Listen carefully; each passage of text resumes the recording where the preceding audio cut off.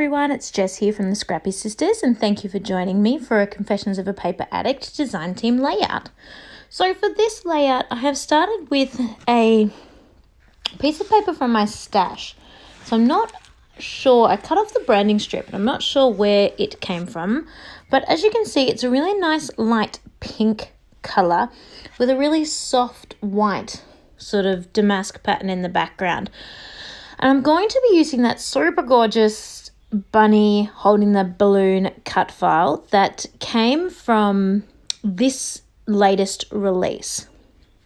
So I'm going to use some gesso and my blending brushes to really blend in my gesso. I really want it to be a really light covering.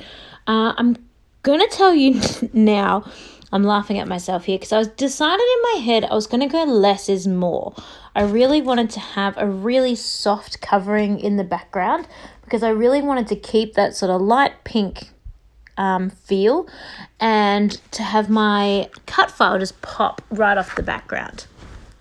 Now, bear with me because less is more kind of vanishes, unfortunately, from what was intended. But I kind of get a little bit of a disaster, but I think I managed to save it by the end. So stick it out and check out how my mixed media background goes from disaster zone to saved once we get all the way through the process. So once I've blended in all this gesso, those of you in Australia, those are the Kmart makeup brushes that I'm using, the $12 pack that has 3 in them. And I just used the really giant one for the gesso, and now I've got the 2 smaller ones, the medium and the small, and I'm going to use that with the Vicky Bouton acrylic paints in the metallic colours. And I've started off with the rose gold, and I just thought I would blend the rose gold in all over the gesso. I was kind of hoping that when I blended this in, it would not go on so thick. I was kind of hoping it would sort of smooth on and just be a really soft, almost see-through colour on top. That didn't happen. Probably should have tested it first. I haven't really used these paints yet. I've really only used them one time and it was for a completely different technique. And so as you can see, it pretty much did an amazing full coverage. Like it just beautifully smoothed on and covered the entire gesso.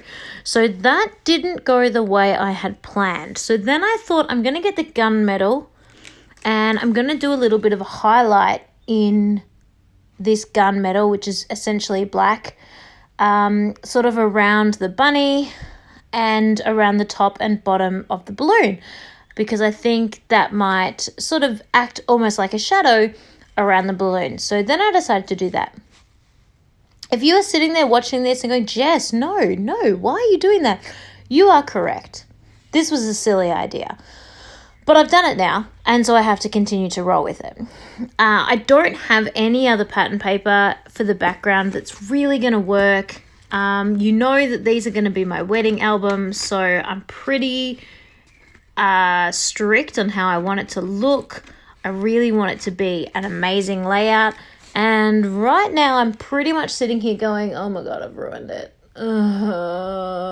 What a disaster. So I'm kind of getting into the more is more stage of mixed media now, because surely if I just keep putting more on, I'm going to make this better. So the black was a lot darker. The gunmetal was a lot darker than I really wanted it to be. And I think I would have worked out by now that this paint doesn't really buff. It doesn't really thin out. It just kind of dries and stays dark. So I'm going to go ahead and get another of the acrylic paints because it's also a little bit too, Anyway, so I'm going to go ahead and get another of the acrylic paints, and this time I'm pulling out the champagne. And I'm going to pop the champagne on top of everything as well, just to sort of tone it down. I'm going to make the gold a little bit more goldy and to still have a few spots of the rose gold popping out. I'm going to tone down that black so it's a little bit softer because of the gold on top. And that is going to make the black look better, so I'm happy about that, but it still is not right. So now I'm going to pull out my watercolor paints. and it's pretty clear straight away the minute I put these on. I've let the acrylics dry, by the way. You can just see the way it's going on. It is not going to absorb, which makes sense. I have gesso on the page, and then I've got 3 layers of acrylic paint, but therefore I'm really worried that the watercolor is just going to wipe straight off, and it's not going to have any of this beautiful pink watercolor happening on the page at all. So I start spreading the watercolor so at least some of it gets onto actual paper, not just where the paint already is, because I'm really nervous that I'm not going to be able to get this watercolor paint to stick. And at this stage, I'm kind of thinking I've already ruined the background paper, so if I make it worse, it doesn't really matter, because I'm kind of in my head thinking I'm not going to be able to use this anymore anyway, and I'm going to have to pick a new pattern paper.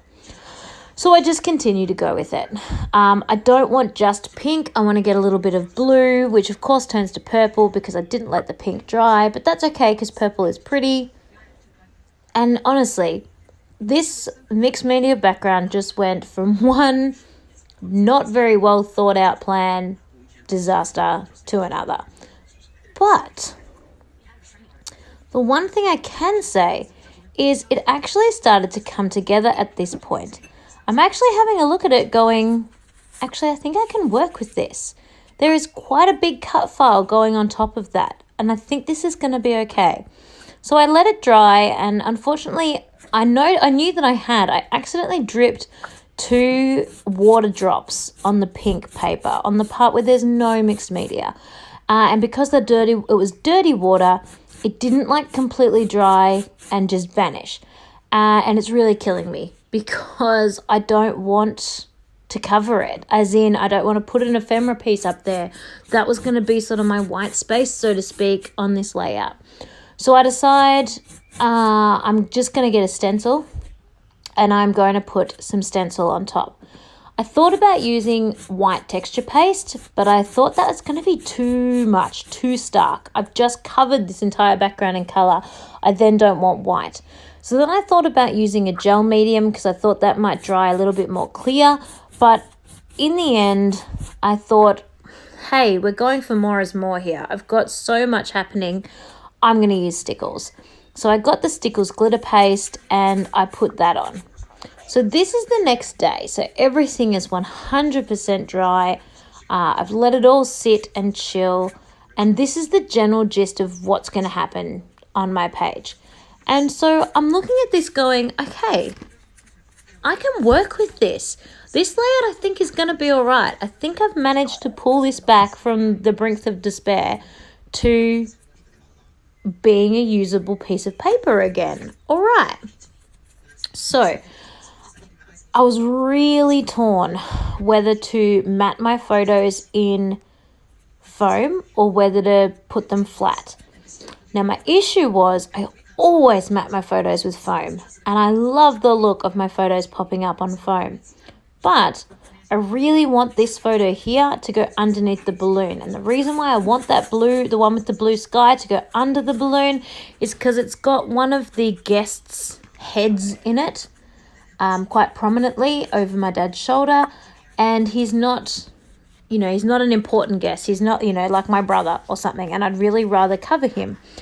And so I really want it under the balloon. And if I then put my photo up on foam, I need to put the balloon up on foam. And that is super fiddly. And I don't know if I have it in me today after the debacle of the mixed media yesterday. So I decide I'm just going to stick it all down flat. Everything. The balloon and the 2 photos. And then I'll stick my embellishments up. And that'll at least still get me a little bit of dimension going on. So I think I should mention now about my cut file. So I cut the cut file in white, and I backed the flowers and the beautiful little bunny. Then I glued on the vellum, let all of that dry, cut it all out.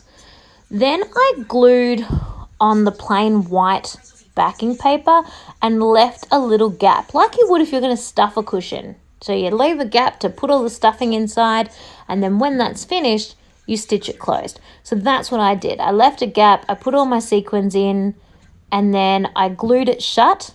And then once that had dried, I actually sewn in a one big circle all the way around the edge of the balloon. And I actually did that to just reinforce that seal, just so I could make sure that this little shaker pocket wasn't going to burst open. This is one of the only times I've created a shaker pocket where I haven't put foam all the way around the edge to make like a gap so it would be big enough to shake.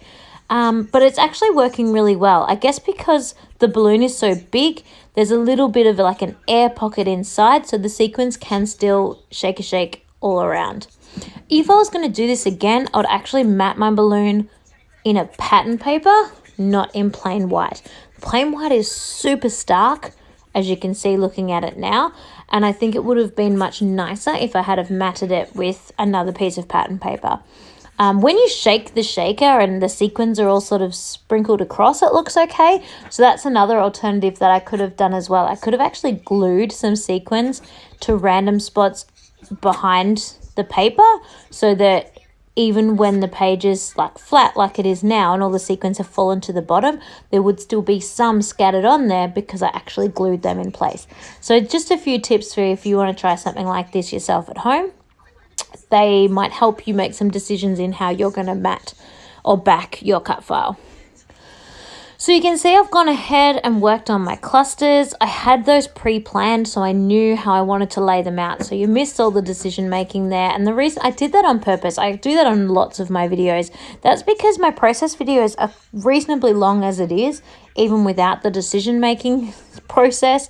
So I wanted to make sure this video was a watchable length. So the flowers that I'm decorating with, I fussy cut from a 12 by 12 sheet from Coco Vanilla's Daydream collection, and then the ephemera as well. Some of it is ephemera, but most of it is actually, again, fussy cut from pattern papers and the sticker sheet. So these ones here now are coming from the sticker sheet. So I love this collection, but I know you know that by now because you've been watching on my other videos. And you know that I am using it on my wedding album, hence these photos here. So you can see I've already stuck down the word me. That's going to be part of my title.